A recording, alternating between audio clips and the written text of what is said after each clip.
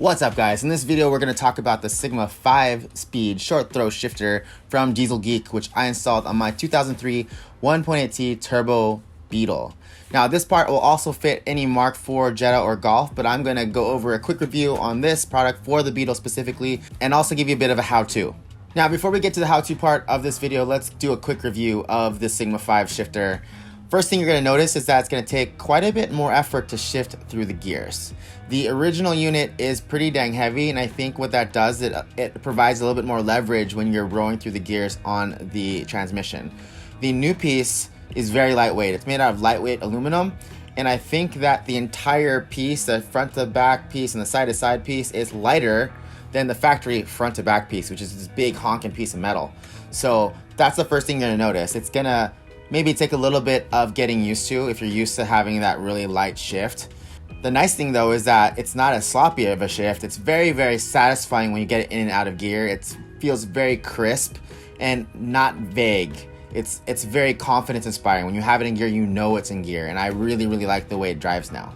As far as the installation, it's actually pretty simple, and it's the exact same process for all of the 1.8T Mark IV Volkswagen. So that's the Golf, that's the Jetta. But the noticeable difference between those cars and the Beetle is just the amount of space you have to work with in the engine compartment.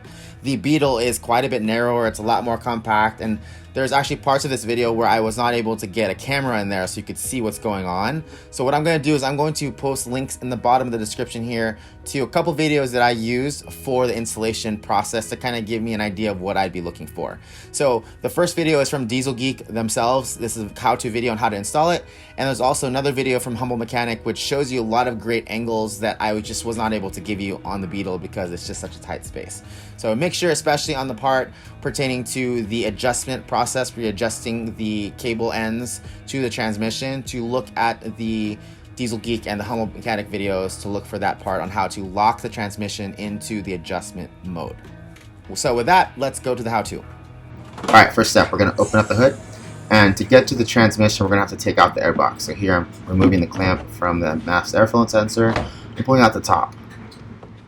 Here's another angle of disconnecting the hose from the top of the airbox. Now we're going to pull out the air filter. This one is pretty gross. I have no idea how long this has been in there, but you can see it's really dirty. So that's going to go away.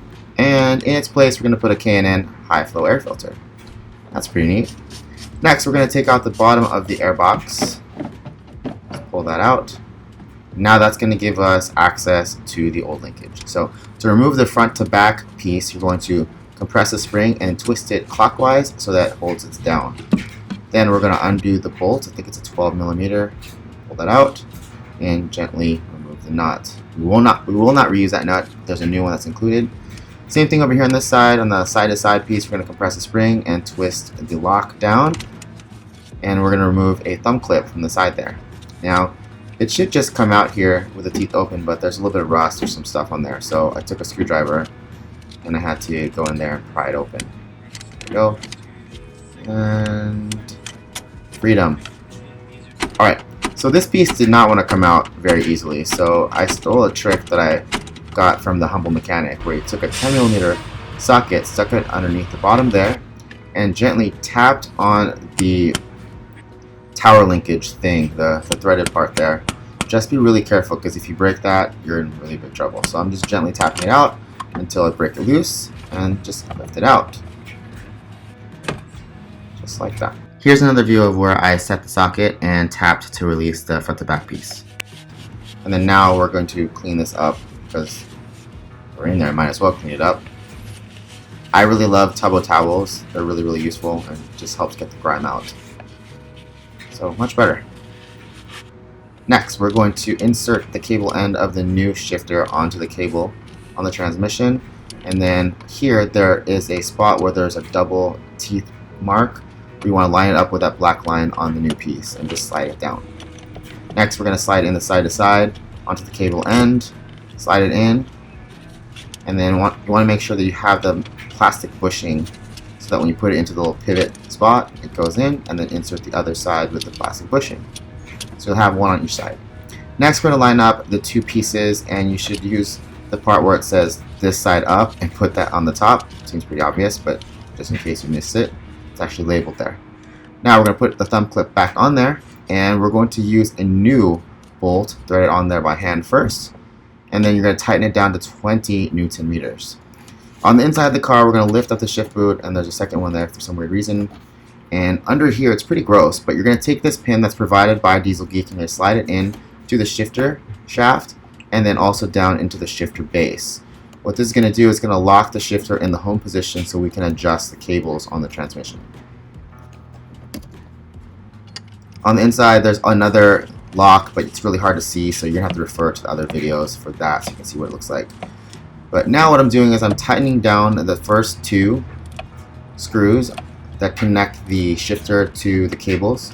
And here you can see that if you look towards the bottom there, that I did not tighten it enough so you can see the transmission is kind of just sliding back and forth. The shifter is not actually connected to the transmission. So this is what it's supposed to look like. That's 1, that's 2, that's 3, that's 4th gear, and that's 5th gear. And now we're going to reverse and then back to neutral, and I'm locking it in 1st gear. Once you have everything adjusted properly and you have 1st and 2nd gear shifting smoothly, you can now tighten the other 2 bolts on the front to back piece and also on the side to side piece. Now after that's all in, we're going to put the airbox back in, brand new K&N air filter, and just connect everything back together. So that's the hose to the mass airflow. Then I'm going to plug in the mass airflow sensor again. And there's one more, just twist it till it clicks. Alright guys, that's pretty much it. I hope you guys found that helpful. If you have any questions, as always, feel free to post them in the comments below. If you have any requests on modifications you'd like to see done to the Beetle, let me know those too in the comments below. A couple of things that I'm planning to do is I do want to do the APR tune, the stage 1 tune, do some exhaust, and also the MK4 Turbo upgrade. So that should be coming soon. And also, stay tuned for other projects. I'm going to be picking up an old Toyota here pretty soon. So if you like Toyotas, we'll be doing some work with an old 4Runner possibly. So that's pretty much it for now. If you like this video, please consider hitting the like button. It helps me out a lot. It helps people find these videos. And also, if you are new here, please consider subscribing. I'm going to be doing a lot more videos on the Xterra, the Subaru, the Beetle, and maybe that Toyota 4Runner. So we'll see you guys next time.